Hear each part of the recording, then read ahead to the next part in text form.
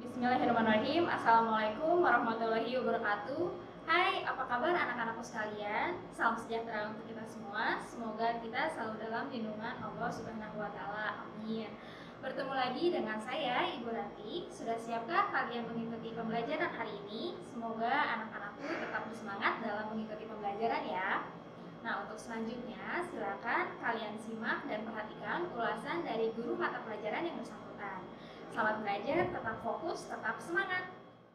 Assalamualaikum warahmatullahi wabarakatuh. Bertemu lagi saya Bu Nurul yang akan mengajar tentang kimia. Pada kesempatan ini kita akan belajar tentang perkembangan dan struktur atom.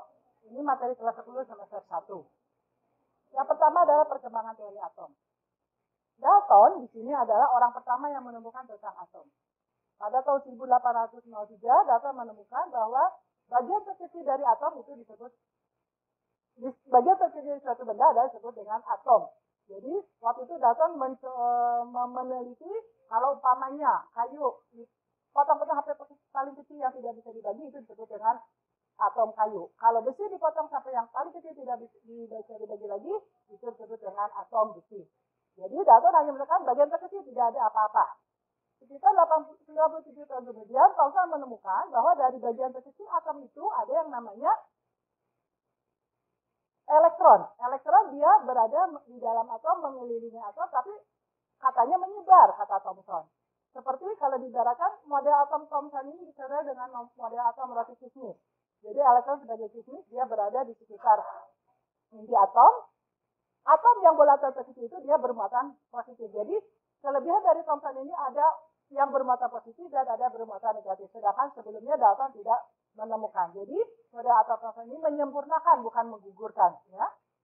Berikutnya Rutherford menyempurnakan lagi penemuan dari Thomson. Ternyata elektron yang berada di atom itu dia tidak menyebar seperti roti kismis, tapi dia berada di pada mengelilingi inti. Jadi di sini ada gambar di situ nampak bulat yang warna hijau dia mengelilingi inti atom.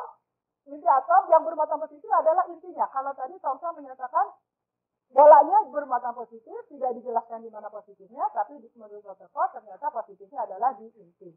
Ya. Nah, kalau melihat teori Rutherford ini, negatif elektron mengelilingi inti yang bermuatan positif, secara dalam fisika lama-lama dia akan tertarik ke dalam, tapi ini tidak terjadi. Kenapa? Rutherford tidak bisa menjelaskan. Akhirnya Bohr menjelaskan tahun 1913 bahwa elektron dalam mengelilingi inti itu dia berada pada lintasan tertentu. Jadi karena ada lintasan tertentu, jadi dia otomatis tidak bisa tertarik walaupun di tangannya ada yang namanya inti. Nah, berikutnya adalah model atom yang sekarang kita pakai lebih menyempurnakan dari yang diserahkan oleh Bohr, dikenal dengan model atom mekanika gelombang. Jadi di sini kesimpulan atom itu adalah suatu inti yang bermuatan positif dan ada awan elektron. Di sini mekanika gelombang menjelaskan adanya awan elektron, jarak antara inti atom dengan elektron yang mengelilingi. Jadi elektron itu posisinya mengelilingi tapi pada jarak tertentu. Ya. Nah, dari kelima penemu itu dapat diambil pengertian dari atom. Definisi atom yang kita pakai sampai sekarang adalah unit dasar dari semua benda yang terdiri dari nukleus atau inti dan dikelilingi oleh awan elektron yang bermuatan negatif. Ukuran atom ini adalah 10 pangkat minus 8 cm, sangat kecil sekali. Ya, jadi ini dalam atom itu ternyata ada subatom lagi. Di dalam inti atom yang bermuatan positif ternyata dia mengandung proton dan neutron. Proton bermuatan positif, neutron tidak bermuatan. Jumlah proton pada umumnya sama dengan neutron. Dia berada di inti dan elektron berada mengelilingi pada lintasan tertentu yang sudah kita jelaskan. Nah, ini adalah sejarah perkembangan dan dari definisi atom itu sendiri menurut kimia yang sudah kita pelajari. Sebenarnya kalau menurut Islam, bagaimana pandangan atom menurut Islam nanti akan dijelaskan oleh Pak Iqmal. Ada ayat dalam Al-Quran yang menjelaskan tentang atom sendiri. Jadi atom itu bukan hanya mulai tahun 1893 ditemukan oleh atom, tapi sebetulnya jauh sebelum itu Allah sudah menjelaskan ada dalam Al-Quran. Nanti akan dijelaskan oleh Pak Iqmal, sementara dari itu cukup sekian. Assalamualaikum warahmatullahi wabarakatuh. Bismillahirrahmanirrahim. Assalamualaikum warahmatullahi wabarakatuh. Allahumma inni as'aluka ilman nafi'an wa rizqan thayyiban wa amalan mutaqabbalan. Perkenalkan, saya Iqmal selaku guru mata pelajaran agama. Setelah sebelumnya anak-anak sudah menyaksikan apa yang disampaikan oleh Bu Nurul mengenai atom dalam pelajaran kimia. Lalu, apa hubungannya atom dalam pandangan Islam? Sebagaimana kita ketahui bahwa seluruh alam ini diciptakan oleh siapa? Tidak bukan oleh Allah Subhanahu wa taala. Dalam semester pertama kita sudah membahas mengenai Asmaul Husna, di antaranya yaitu Al-Khaliq, Asmaul Husna Al-Khaliq. Apa itu Al-Khaliq?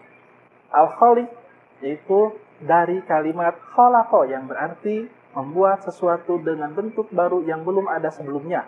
Seluruh makhluk Allah Subhanahu wa taala selalu diciptakannya tanpa melihat contoh sebelumnya. Tidak ada persamaan dengan yang lain. Jadi jelas bahwa Allah selaku pencipta dari seluruh alam ini, termasuk benda-benda baik itu yang besar, sedang bahkan yang kecil pun Allah ciptakan, yaitu dari hal yang tersembunyi. Sebelum para ahli mengemukakan pendapat mereka, sudah terlebih dahulu Allah cantumkan di dalam Al-Quran tentang atom. Jadi anak-anak, dalam surat Al-Zalzalah ayat 7-8 sudah tidak asing lagi. A'udzu billahi minasyaitonir rajim. Faman ya'mal mithqala dzarratin khairan yarah wa man ya'mal mithqala dzarratin syarran yarah. Dalam ayat tersebut yang artinya, maka barang siapa yang berbuat kebaikan sebesar zarrah, niscaya Allah akan melihatnya. Begitu juga barang siapa yang berbuat kejahatan sebesar zarrah, niscaya Allah pun akan melihatnya. Jadi anak-anak, di sana ada kalimat zarrah. Zarrah itu sama dengan atom. Zarrah merupakan bahasa Al-Quran, kalimat yang tercatat di dalam Al-Quran. Terdapat kata zarrah adalah lebih halus dari debu. Istilah zarrah juga sudah dipakai oleh para ahli fisika Arabi untuk menyebutkan kata atom.